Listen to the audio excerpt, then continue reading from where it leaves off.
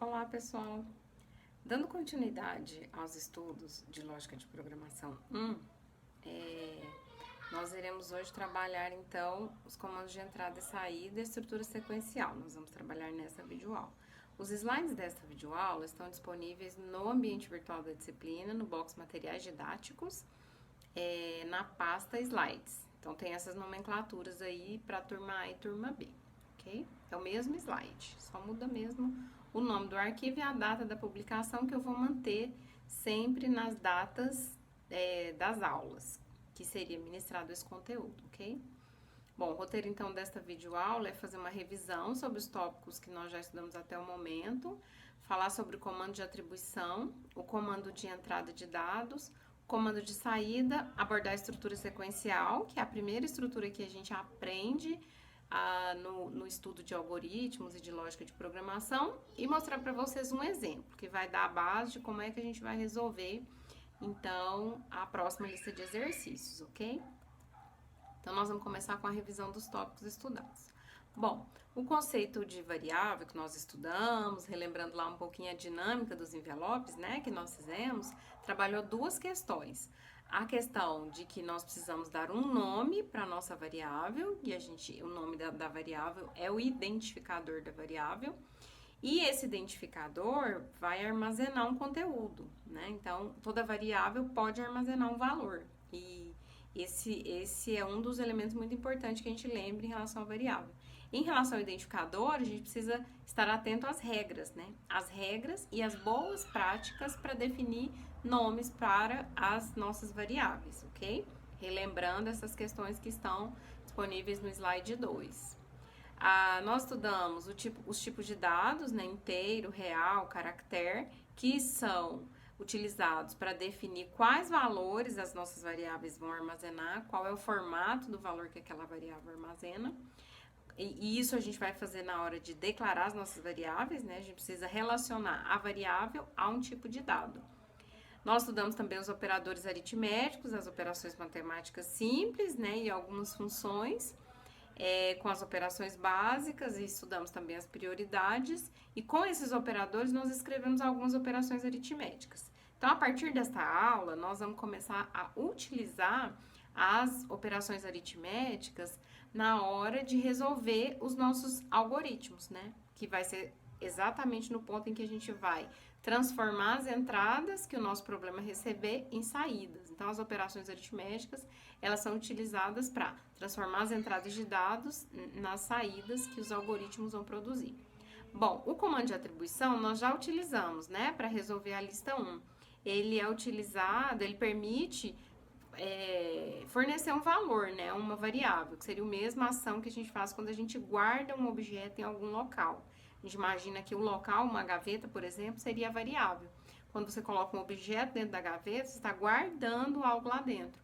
A mesma coisa quando a gente atribui um valor a uma variável. Essa atribuição ela vai ser realizada utilizando a seta, né, voltada para a esquerda.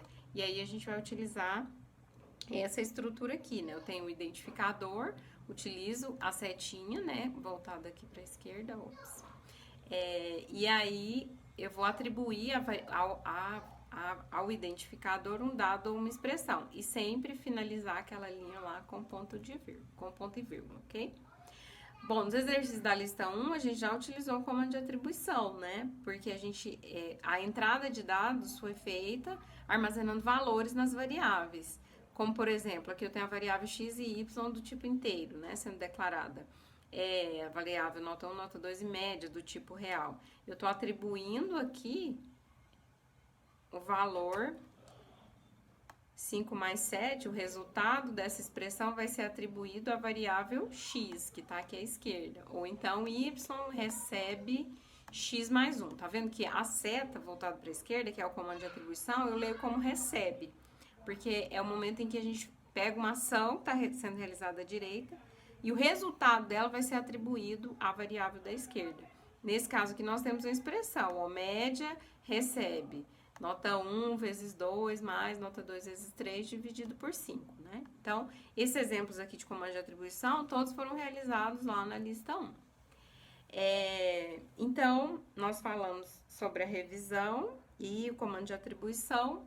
Agora eu vou falar um pouquinho sobre o comando de entrada de dados. Então, o comando de entrada de dados, ele utilizando o comando de atribuição, a gente consegue armazenar um valor fixo em uma variável. Quando eu falo que uma variável nota recebe um valor, por exemplo, 8,5, eu estou guardando esse 8,5 dentro, né? O conteúdo da variável nota passa a ser 8,5 a partir desse momento. Mas a gente precisa alimentar algoritmos com dados fornecidos do meio externo, para que as operações sejam efetuadas a fim de alcançar o resultado desejado. Então, quando a gente utiliza um site, utiliza um software, um aplicativo qualquer, você fornece as informações para aquele aplicativo e ele trabalha a partir das informações que você inseriu. É o que a gente vai começar a fazer a partir de agora nos nossos algoritmos. Então, as atribuições, a entrada de dados, não vai acontecer de forma fixa, né? Como a gente fez lá na lista 1.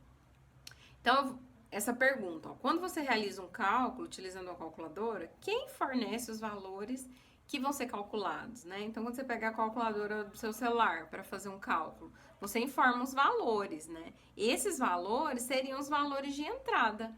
Mas observe que a calculadora, ela é capaz de realizar qualquer operação para qualquer valor. Não existem valores pré-determinados, entenderam? Então, o comando de entrada que a gente vai estudar, ele possui como finalidade atribuir um valor, um dado, né, a ser fornecida a uma variável. Então, nós vamos utilizar para isso o comando leia. Então, a sintaxe do comando leia é essa daqui, ó. Nós vamos utilizar leia e entre parênteses a gente vai incluir o valor, ó, nós vamos incluir, né, a variável que vai armazenar o valor que vai ser lido. Então, a interpretação do comando ler ela é bem abstrata, porque mais lá na frente a gente vai trabalhar ela na programação. Então, o ler vai fazer com que um valor seja inserido na variável que você indicar. Então, aqui embaixo eu coloquei exemplos. Ó. Quando eu faço leia x, significa que a partir da execução desse comando, x passará a armazenar um valor. Ah, qual valor? Qualquer valor no formato de dados que a variável x foi declarada.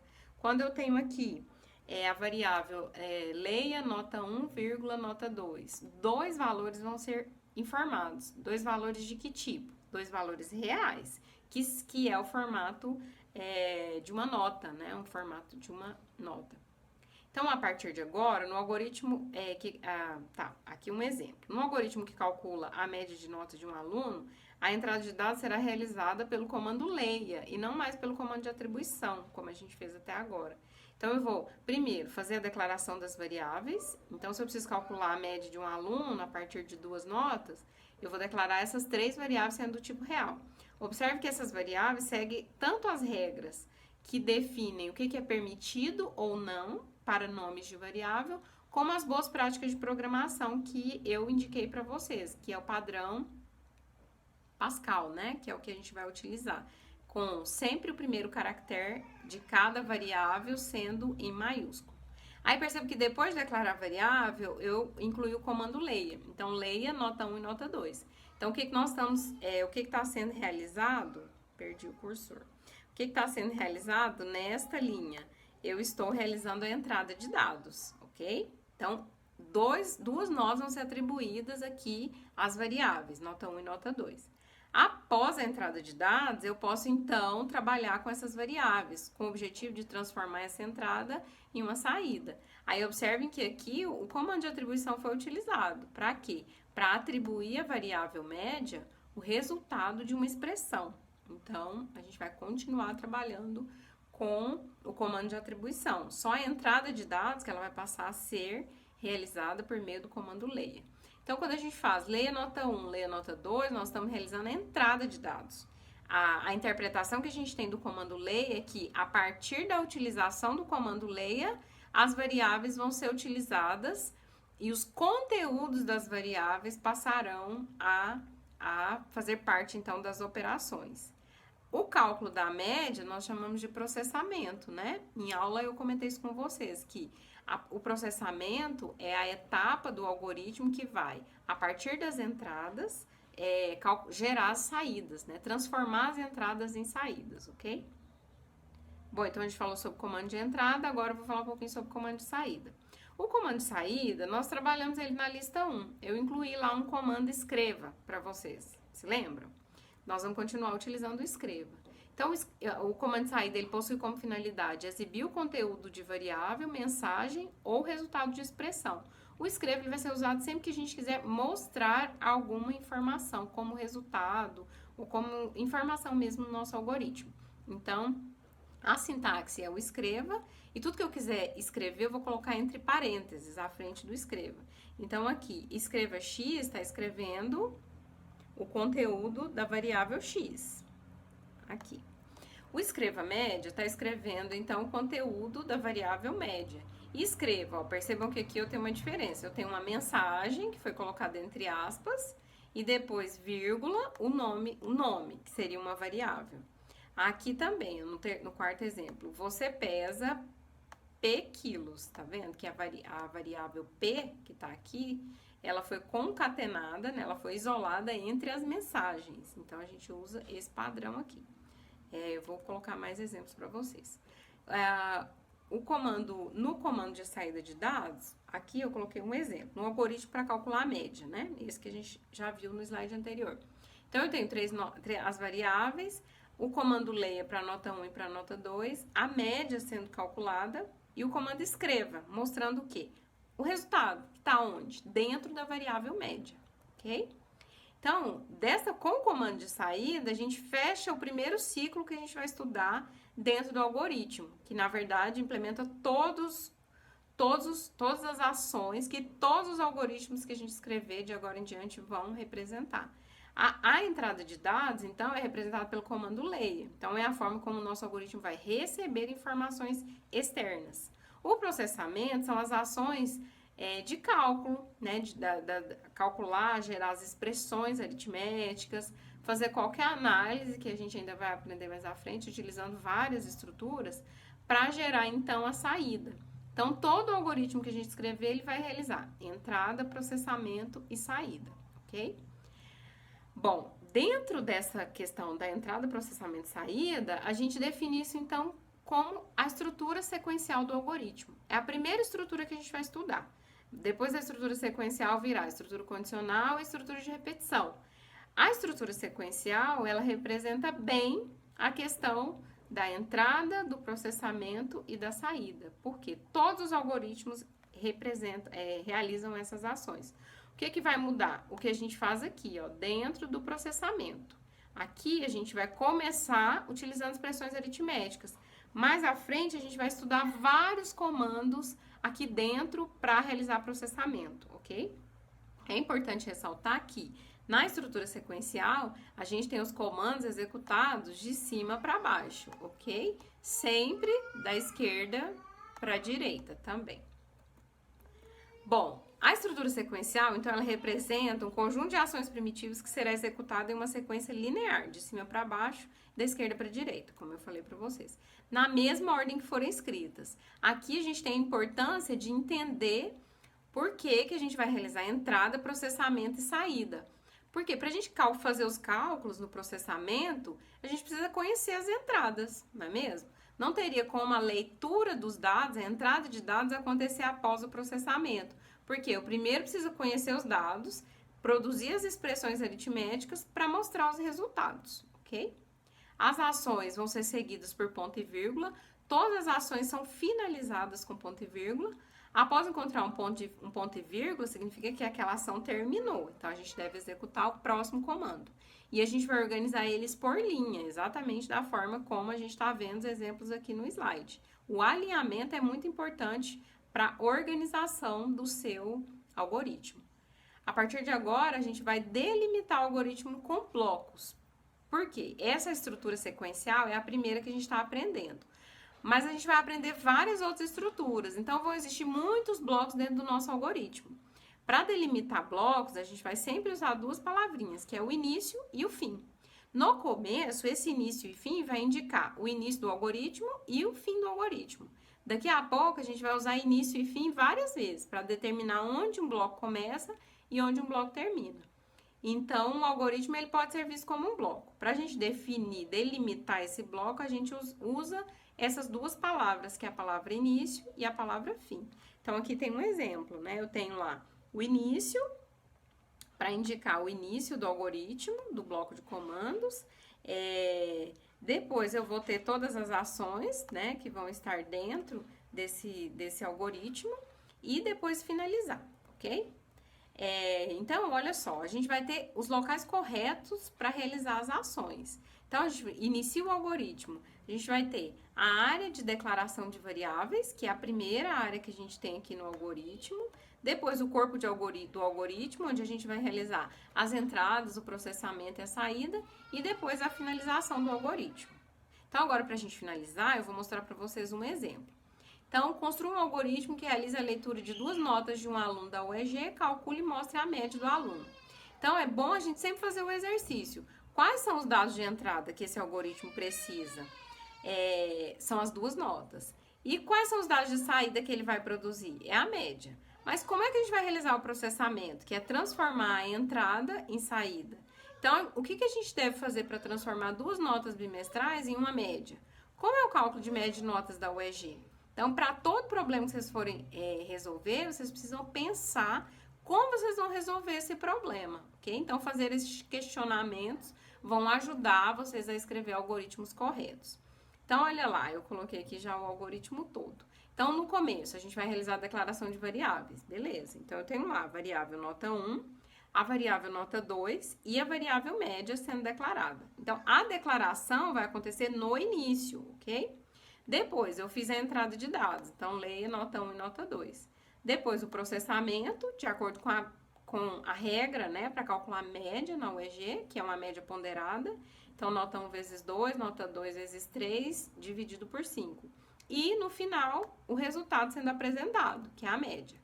Quando a gente realiza a declaração de variáveis, esse aqui é o que eu vou fazer agora, é um rastreio do algoritmo. É a gente executar o nosso algoritmo para entender quais ações estão acontecendo em cada momento.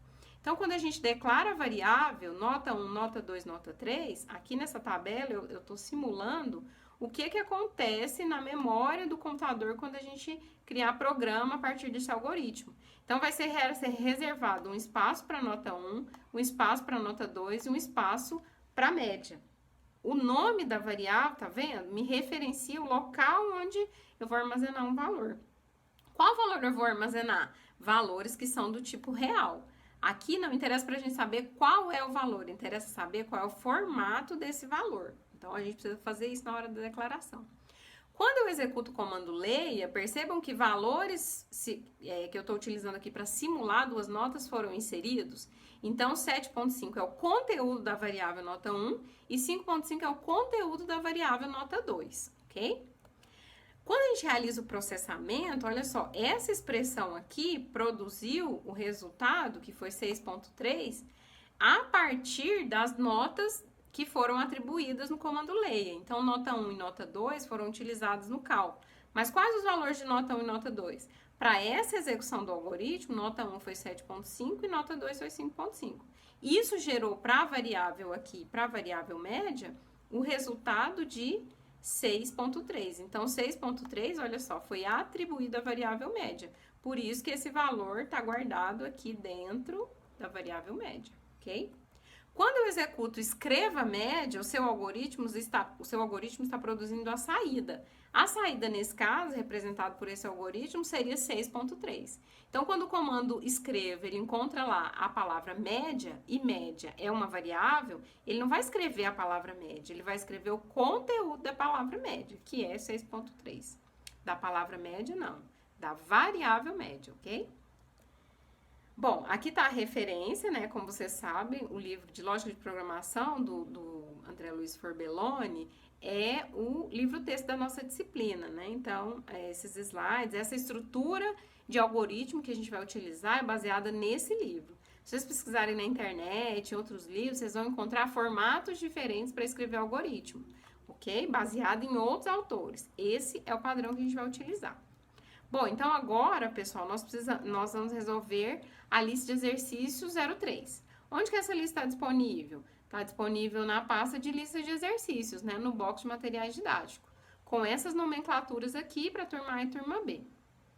Observe, então, lá no box das atividades da semana, né, de 30 a 3 de abril, de 30 de março a 3 de abril, o local onde vocês vão disponibilizar as respostas, né, desta atividade para que eu faça a correção. Mas eu oriento vocês a baixar o PDF da lista, resolver a lista toda no caderno, para depois verificar o formato de entrega da lista, ok? E aí, por lá, pela atividade, eu vou fazer a correção e devolver para vocês, ok? Então, utilizem o fórum de dúvidas para postar dúvidas em relação a essas explicações e também em relação à lista de exercícios, ok? Tchau, tchau, pessoal. Até mais.